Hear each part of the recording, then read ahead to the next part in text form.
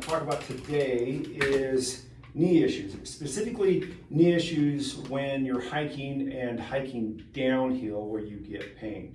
So Greg here, he's had that issue in the past, and so he came in a few weeks ago complaining of it, and we talked about it, and so I'm going to have him explain what his symptoms were, and then we'll go through and I'll talk about what we talked about then and what we did. So Greg? Yeah, pretty much the climb on the way up has always been strong, but the challenge was the descent, just beating up my knee, and I just get like I describe it feeling like a rusty hinge. It just more and more, the further I go, it just be more painful to bend the knee. So I've always been, in the last probably 4 or 5 years, limited to maybe 6 miles once a week, and a week of recovery of me limping around. And that's kind of where I came in. And you know, I've been to orthopedic doctors, cortisone shots, you know, MRI, trying to figure out, everything looked good. Nobody knew why I was hurting. Yeah, so I did what I could, but I was limited. I couldn't really do what I wanted to do. So that's where the conversation came in. Okay. And it was, the pain was more on the outside. It was on the outside and would radiate kind of down the calf. Okay, all right. Yeah, and then, yeah. So usually what happens, and when we hike, we tend to go uphill and then turn around and come back downhill.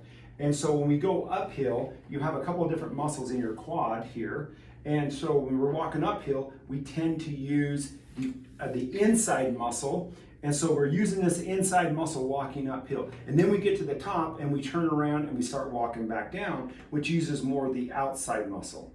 Well, we get fatigued and tired, and so this muscle gets a little fatigued, and then as we start hiking back down and we're using more of the outside, that kneecap starts to track a little bit to the outside because this is tired, this is strong, and you were using it more, and so that kneecap gets out just a little bit and starts to rub, and then after a little while it starts to hurt.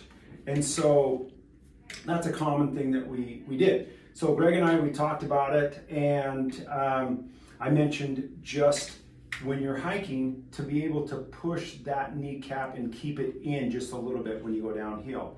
And we can tape it, and I said you can just go buy a simple little brace, and he did that. I think he said you went to Dick's. Yep. and bought a brace, and it was cheap. I mean, in fact, go ahead and grab that brace.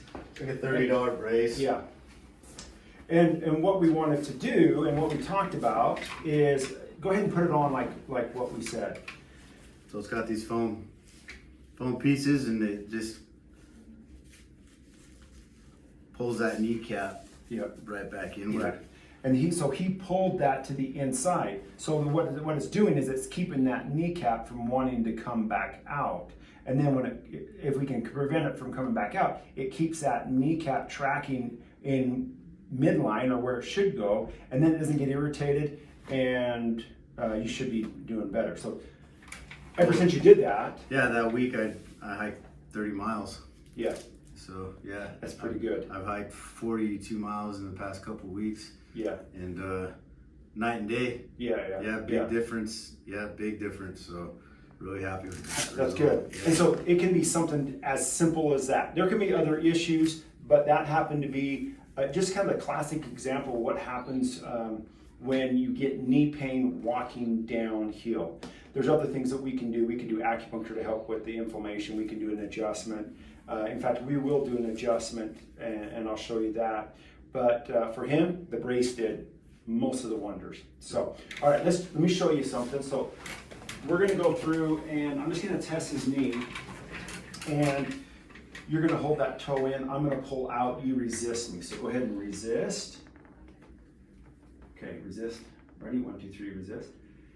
And you can see on that, he's a little bit weak, and I can pull that toe out. So I'm going to go in, and we're going to adjust this knee and just get it to function and move a little bit better. Good, good. Turn that toe in. Hold it there. 1, 2, 3. And now that's rock solid. So that means the muscles are a little bit more stabilized, they're firing like they're supposed to, and that's gonna also help with his knee issue. So it should be able to keep those muscles firing so they don't start shutting